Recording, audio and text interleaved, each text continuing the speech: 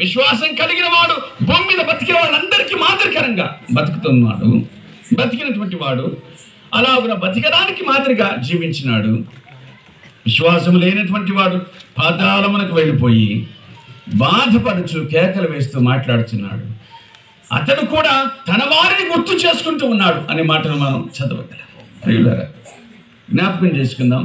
భక్తి జీవితము అంటే విశ్వాసముతో నడిచేటువంటి జీవితము అనే సంగతిని గుర్తుంచుకోవాలి. ఈ రాత్రి వేళ కూడా ఇంకా విశ్వాస జీవితం ప్రారంభం కాకపోతే, అది విశ్వాస జీవితం ప్రారంభమయ్యేటువంటి విషయము ఎలాగున ప్రారంభం అవుతుందో దైవ గ్రంథం చెబుతుంది. రోమాపత్రిక 10:17 వినుట వలన విశ్వాసము కలుగును. ఎవరిని గూర్చి? అది క్రీస్తును గూర్చి వినుట వలన అని గుర్తుంచుకుందాం. సేవకులను గూర్చి వినుట వలన కాదు, క్రీస్తును గూర్చి వినుట వలన. శాలను గూర్చి వినుట వలన కాదు, క్రీస్తును గూర్చి వినుట వలన. మనుషులను గూర్చి వినుట వలన కాదు, క్రీస్తును గూర్చి వినుట వలన. చెరోఫెనికే వంశస్థురాలు క్రీస్తును గూర్చి విని, యేసును గూర్చి విని తన బాధ ఆయనకు చెప్పుకుంటే పోతుందనే ఉద్దేశంతో ఆయన దగ్గరకు వచ్చి తన కుమార్తె విషయమై వేడుకొని విముక్తి పొందింది. రక్తస్రావ రోగం కలిగిన స్త్రీ యేసును గూర్చి విని వెనకాల వెళ్ళి ఆయన వస్త్రాన్ని ముట్టుకొని బాగుపడింది. ఆయనను గూర్చి మనం వినవలసిన వారమై ఉన్నాం. వినుట క్రీస్తును గూర్చిన మాట వలన. వినడం వల్ల విశ్వాసం కలుగుతుంది, అది క్రీస్తును గూర్చిన మాట వలన. కాబట్టి ఈ రాత్రి వేళ ఇంకా విశ్వాసము లేకుండా, క్రీస్తును అంగీకరించకుండా ఇక్కడ ఉంటే, ఈ రాత్రైనా దేవునికి మీ మనస్సులను ఇవ్వాలని, హృదయాలను ఇవ్వాలని దేవుని పేరట మనవి చేస్తూ ఉన్నాం. ఎందుకంటే అతడు మరణించియో విశ్వాసం ద్వారా మాట్లాడుచున్నాడు అని ఒక మాట చదువుకున్నామే. ఈ మాట వినడానికి కారణం చనిపోయిన ఈ తల్లి మరియమ్మ గారు. అర్థమైందా? ఇలాగున ఈ మాటలు మాట్లాడడానికి గల కారణం ఎవరు అంటే, ఆమె చనిపోయి మనతో మనం ఈ విధంగా మాట్లాడిస్తూ, ఆమె చనిపోయిన సందర్భం ఈ విధంగా మనతో మాట్లాడిస్తూ ఉంది. ఈ సందర్భంగా జరిగిన ఈ కోరికలో దేవుని వాక్యం ఇలాగున ప్రకటించవలసి వస్తూ ఉంది. ఒకవేళ ఆమె మరణమే గనుక లేకుండా ఉంటే ఈ కోరిక కూడా ఉండేది కాదు, ఈ మాటలు నువ్వు వినే అవకాశం కూడా ఉండేది కాదు. అందుచేత ఇప్పటికీ మించిపోయిన సంగతి ఏమి లేదు. యేసు క్రీస్తు ప్రభువునకు జీవితాన్ని అప్పగించకపోతే ఆయనకు జీవితాన్ని అప్పగించడం మంచిదని దేవుని పేరట మనం చేస్తూ ఉన్నాం. విశ్వాసంతో ప్రారంభం కావలసిన జీవితము భక్తి జీవితం అని దేవుని వాక్యం గుర్తు చేస్తూ ఉంది. ఏది ఏమైనా ముగించవలసిన జీవితం కూడా కదా, ప్రారంభించవలసిన జీవితం మాత్రమే కాదు, ముగించవలసిన జీవితం కూడా. హెబ్రీ పత్రిక 9వ అధ్యాయము 27వ మనిషి ఒక్కసారే మృతి పొందవలెననియు నియమింపబడెను, ఆ తర్వాత తీర్పు. మనుషులందరూ ఒక్కసారి మృతి పొందాలి అని వ్రాయబడింది. మనుషులందరూ ఒక్కసారి మృతి పొందవలెను అని. మనం అందరం కూడా ఒక్కసారే మృతి పొందవలెను అని దేవుని వాక్యం చెబుతుంది. మనకున్నటువంటి మరణము ఒకసారి, అంటే భౌతికమైనటువంటి మరణం ఇది ఒకసారి. మరణాన్ని గురించి దేవుని వాక్యం 2 మరణాలని చెప్పింది. మొదటిదేమో శరీర సంబంధమైన మరణము, రెండవది అది 2వ మరణం అని దేవుని వాక్యం చెబుతుంది. అదేమిటి అనగా అగ్ని గంధకములతో మండు గుండము అనే మాట ప్రకటన 21:8 చెబుతుంది. అగ్ని గంధకములతో మండు గుండము అని. కాబట్టి మనుషులమైన మనమందరం సహజంగా ఒక మరణాన్ని ఎదుర్కొంటాం. మనమందరం కూడా ఒక మరణాన్ని ఎదుర్కొంటాం, అది సహజం. విశ్వసించిన వారైనా, విశ్వాసం లేని వారైనా, ప్రభు నమ్మిన వారైనా, నమ్మని వారైనా, భక్తి కలిగిన వారైనా, భక్తిహీనులైనా, మరణం అందరికీ సంప్రాప్తము. మరణం అందరికీ సంప్రాప్తమైనటువంటి విషయం, మరణం అందరికీ. కాబట్టి పెద్దలు చెప్తారు, పుట్టినోళ్ళు చావాలి అని. పుట్టుక ఉంటే గిట్టడం అనేది కూడా ఉంటుంది. కాబట్టి మరణం అందరికీ సంప్రాప్తమైనటువంటి విషయం. మనం అందరం కూడా చనిపోవలసిన వారమై ఉన్నాము అని దేవుని వాక్యం గుర్తు చేస్తుంది. అది మన అనుభవం. ఎందుకంటే గర్భస్థ శిశువు మొదలుకొని పండు ముసలి వాళ్ళ వరకు కూడా ఆయా రీతులుగా లోకాన్ని విడిచిపెట్టి వెళ్ళడం అనేటువంటిది సహజం. మరణం సహజం, గుర్తుంచుకోండి మాట. మరణం అనేటువంటిది సహజం. కాకపోతే మనం ఏం చేస్తామంటే, ముసలిళ్ళు చచ్చిపోతేనో ఒక రకంగా ఉంటాం, యవనస్తులు చచ్చిపోతేనేమో ఒక రకంగా ఉంటాం, పిల్లలైతే ఒక రకంగా. ఇట్లా మనము మరణాన్ని తేడా చూస్తాం. యవనస్తులు చచ్చిపోతేనేమో ఏడ్చి ఏడ్చి ఏడ్చి ఏడ్చి అల్లాడతాం. ముసలోళ్ళు చచ్చిపోతే అసలు ఏడ్చకుండానే పూడ్చిపెడతాం. అవునా? మనం మరణానికి తేడా చూపిస్తాం, కానీ దేవుని వాక్యం మరణం అని చెప్తుంది అంతే. కాబట్టి అది అందరికీ సంప్రాప్తమైనటువంటి విషయం. ఎక్కడ జీవం అనేటువంటిది ఉంటుందో అక్కడ ఏముంటుంది? మరణం కూడా. అది భూమి మీద మాత్రమే కాదు, అది గర్భంలో కూడా, తల్లి గర్భంలో కూడా జీవం అనేది ఉంది. కాబట్టి అక్కడ కూడా మరణం ఉంటుంది అనే సంగతిని మనం గుర్తుంచుకోవాలి. కాబట్టి ఎక్కడైనా మరణం అనేటువంటిది అందరికీ సంప్రాప్తమైనటువంటి విషయమే. కాకపోతే మనుషులు ఎక్కువ శాతం ఎప్పుడు భక్తి కలిగి ఉండడానికి ఇష్టపడతారు, లేకపోతే మనుషులు ఎక్కువ శాతం ఎప్పుడు దేవుని మీద ఆధారపడడానికి ఇష్టపడతారంటే, డాక్టర్లు చేతులు ఎత్తేసిన తర్వాత ఏమో మీ దేవుడే ఏమన్నా మీరు నమ్ముకున్న దేవుడు సాయం చేస్తే తప్ప మా వల్ల ఏం కాదు అన్నప్పుడు, అప్పుడు మరణం అంటే దాని విలువ మనకు తెలిసి వస్తుంది, భక్తి అంటే దాని విలువ తెలిసి వస్తుంది.